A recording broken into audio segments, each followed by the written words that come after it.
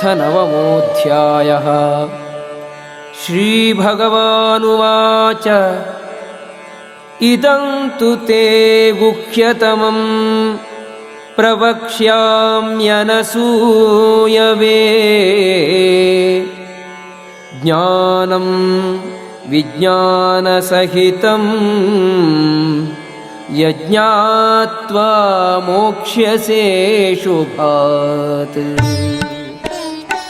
The Supreme Personality of Godhead said, My dear Arjuna, because you are never envious of me, I shall impart to you this most confidential knowledge and realization, knowing which you shall be relieved of the miseries of material existence. Rajavidya Rajaguhyam Pavitram Idamuttamam Pratyakshaavagamam Dharmyam Susukham Kartumavyayam. This knowledge is the king of education, the most secret of all secrets. It is the purest knowledge, and because it gives direct perception of the self by realization, it is the perfection of religion. It is everlasting, and it is joyfully performed. Ashraddhanaah purushaah dharmasyasya param tapah aprapya mam nivartante mrityu samsaravartmani. Those who are not faithful in this devotional service cannot attain me, O conqueror of enemies. Therefore they return to the path of birth and death in this material world. Maya tatam idam sarvam jagadam vyaktamurtina masthani sarvabhutani na jaham teshvavasthitah. By me, in my unmanifested form, this entire universe is pervaded. All beings are in me, but I am not in them. Nacha masthani bhutani pashyame yogamaishwaram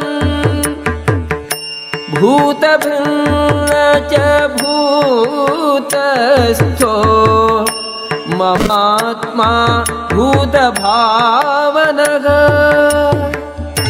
And yet everything that is created does not rest in me. Behold my mystic opulence. Although I am the maintainer of all living entities, and although I am everywhere, I am not a part of this cosmic manifestation, for myself is the very source of creation. Yatha akashasthito nityam Vayuhu sarvatra gomahan Tatha sarvani bhutani matsthani tupadharaya. Understand that, as the mighty wind blowing everywhere rests always in the sky, all created beings rest in me. Sarvabhutani kaunteya prakritim yanti mamikam kalpakshaye punaha tani kalpado visrijamyagam. O son of Kunti, at the end of the millennium, all material manifestations enter into my nature, and at the beginning of another millennium, by my potency, I create them again. Prakritim swam avashtabhya visrijami पुनः पुनः भूतग्रामम् इमं कृत्स्नम् अवशं प्रकृतेर्वशात्. The whole cosmic order is under me. Under my will, it is automatically manifested again and again, and under my will, it is annihilated at the end. न च मां तानि कर्माणि निबध्नन्ति धनञ्जय. उदासीनवदासीनम् असक्तं तेषु कर्मसु. O Dhananjaya, all this work cannot bind me. I am ever detached from all these material activities, seated as though neutral. मयाध्यक्षेण प्रकृतिः सूयते सचराचरम्. हेतुदानेन कौन्तेय जगत् विपरिवर्तते. This material nature, which is one of my energies, is working under my direction, O son of Kunti, producing all moving and non-moving beings. Under its rule, this manifestation is created and annihilated again and again. अवजानाति मां मूढाः मानुषीं तनुमाश्रितम्.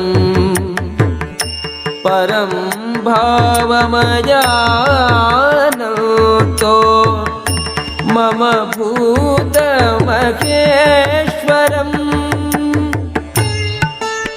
Fools deride me when I descend in the human form. They do not know my transcendental nature as the Supreme Lord of all that be.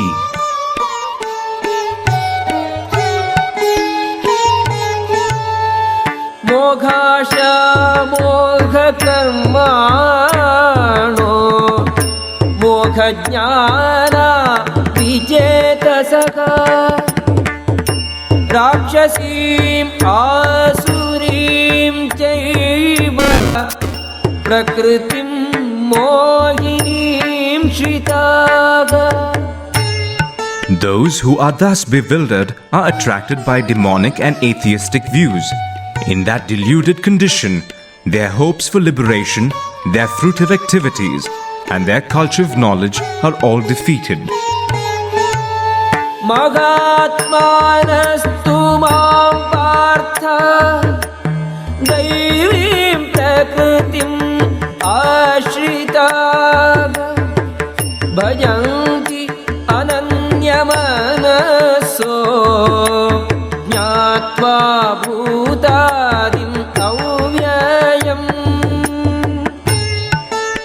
O son of Pritha, those who are not deluded, the great souls, are under the protection of the divine nature. They are fully engaged in devotional service because they know me as the Supreme Personality of Godhead, original and inexhaustible.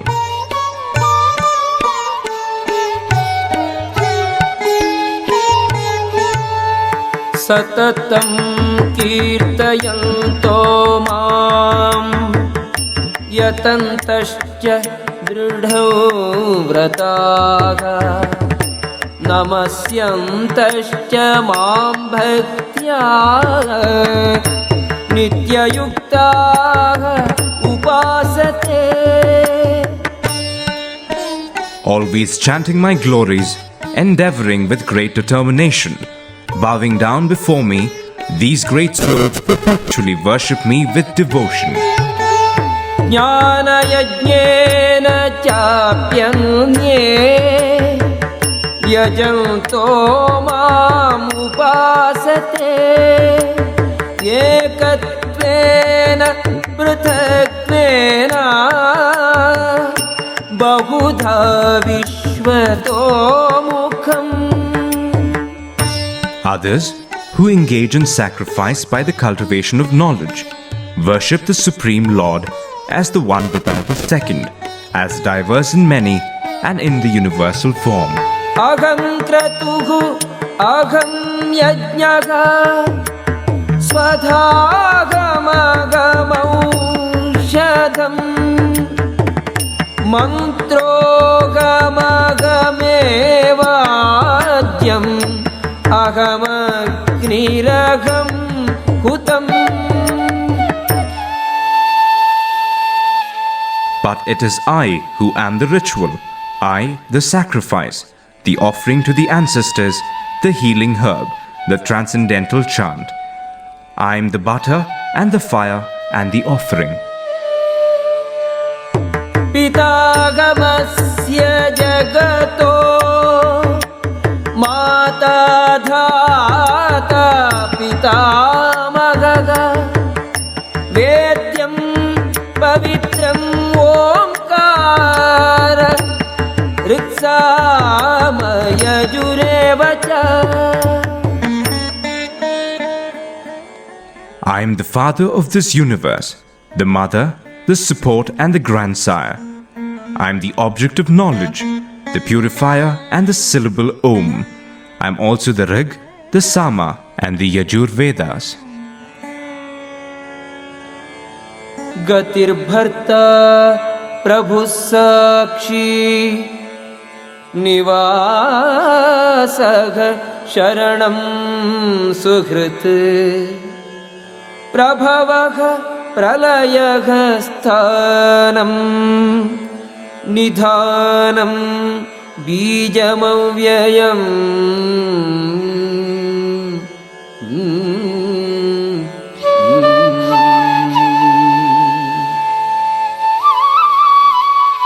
I am the goal, the sustainer, the master, the witness, the abode, the refuge and the most dear friend. I am the creation and the annihilation, the basis of everything, the resting place and the eternal seed.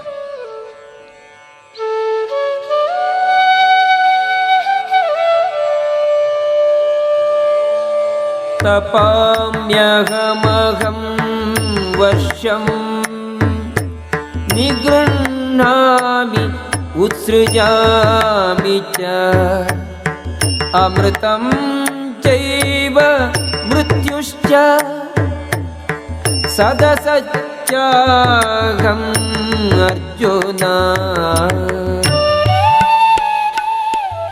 O Arjuna, I give heat and I withhold and send forth the rain. I am immortality and I am also death personified. Both spirit and matter are in me. Traividya mam somapagha utapapa yajne ishpa swargatim prarthayante te punyam asadya surendra lokam ashyanti divyam divi deva bhogan. Those who study the Vedas and drink the Soma juice, seeking the heavenly planets, worship me indirectly. Purified of sinful reactions, they take birth on the pious heavenly planet of Indra, where they enjoy godly delights. Tetam bhuktva swargalokam vishalam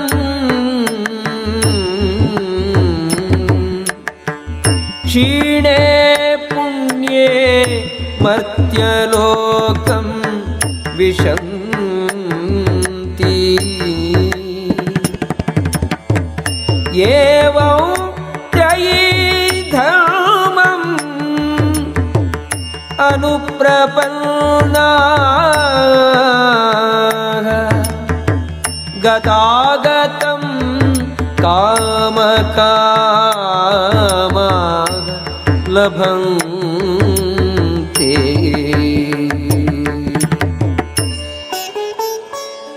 When they have thus enjoyed vast heavenly sense pleasure, and the results of their pious activities are exhausted, they return to this mortal planet again. Thus, those who seek sense enjoyment by adhering to the principles of the three Vedas achieve only repeated birth and death.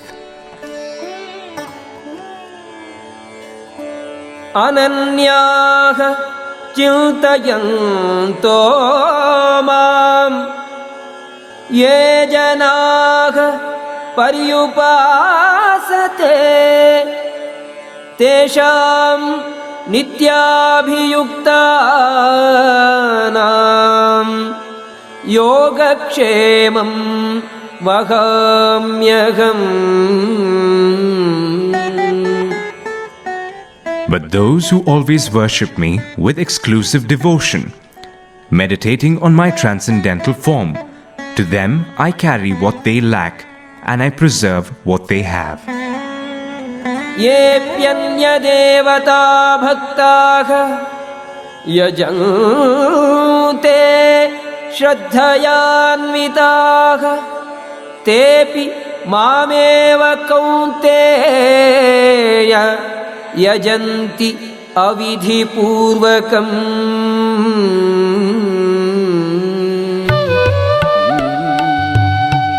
Those who are devotees of other gods and who worship them with faith actually worship only me, O son of Kunti, but they do so in a wrong way. अहं हि सर्वयज्ञानां भोक्ता च प्रभुदेव च न तु माम् अभिजानन्ति तत्त्वेनातश्च्यवन्ति ते. I am the only enjoyer and master of all sacrifices. Therefore, those who do not recognize my true transcendental nature fall down. यान्ति देवव्रताः देवान् पितॄन् यान्ति पितृव्रताः भूतानि यान्ति भूतेज्याः यान्ति मद्याजिनोऽपि माम्. Those who worship the demigods will take birth among the demigods. Those who worship the ancestors go to the ancestors. Those who worship ghosts and spirits will take birth among such beings. And those who worship me will live with me. पत्रं पुष्पं फलं तोयं यो मे भक्त्या प्रयच्छति तदहं भक्त्युपकृतम् अश्नामि प्रयतात्मनः. If one offers me with love and devotion a leaf, a flower, fruit or water, I will accept it.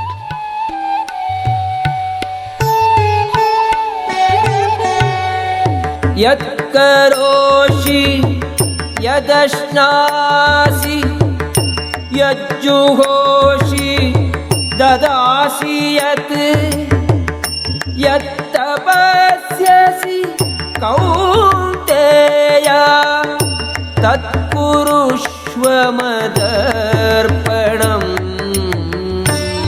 Whatever you do, whatever you eat, whatever you offer or give away, and whatever austerities you perform, do that, O son of Kunti, as an offering to me.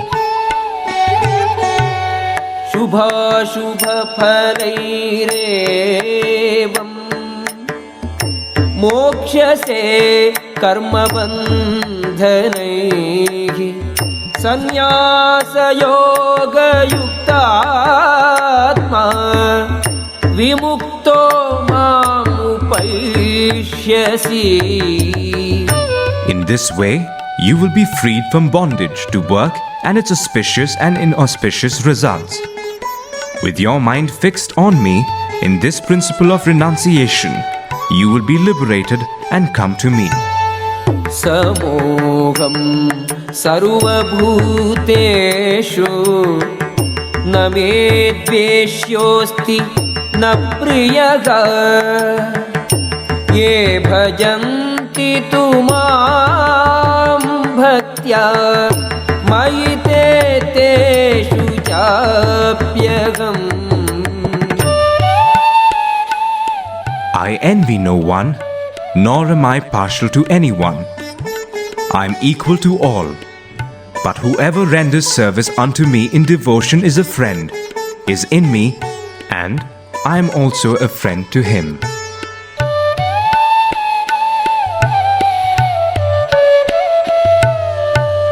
अपि चेत् सुदुराचारो भजते माम् अनन्यभाक् साधुरेव स मन्तव्यः सम्यग् व्यवसितो हि सः. Even if one commits the most abominable action, if he is engaged in devotional service, he is to be considered saintly because he is properly situated in his determination. क्षिप्रं भवति धर्मात्मा शश्वत् शान्तिं निगच्छति. कौन्तेय प्रतिजानीहि न मे भक्तः प्रणश्यति. He quickly becomes righteous and attains lasting peace. O son of Kunti, declare it boldly that my devotee never perishes. मां हि पार्थ व्यपाश्रित्य येऽपि स्युः पापयोनयः स्त्रियो वैश्याः तथा शूद्राः तेऽपि यान्ति परां गतिम्. O son of Pritha, those who take shelter in me, though they be of lower birth, women, Vaishyas and Shudras can attain the supreme destination. किं पुनर्ब्राह्मणाः पुण्याः भक्ताः राजर्षयस्तथा अनित्यम् असुखं लोकम् इमं प्राप्य भजस्व माम्. How much more this is so of the righteous Brahmanas, the devotees and the saintly kings. Therefore, having come to this temporary miserable world, engage in loving service unto me.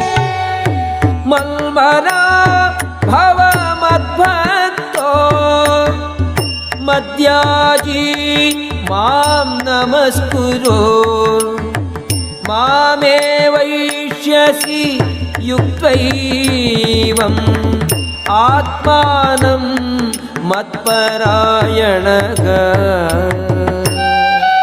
Engage your mind always in thinking of me. Become my devotee. Offer obeisances to me and worship me. Being completely absorbed in me, surely you will come to me. ॐ तत्सदिति श्रीमद्भगवद्गीतासु उपनिषत्सु ब्रह्मविद्यायां योगशास्त्रे श्रीकृष्णार्जुनसंवादे राजविद्या राजगुह्ययोगो नाम 9मोऽध्यायः.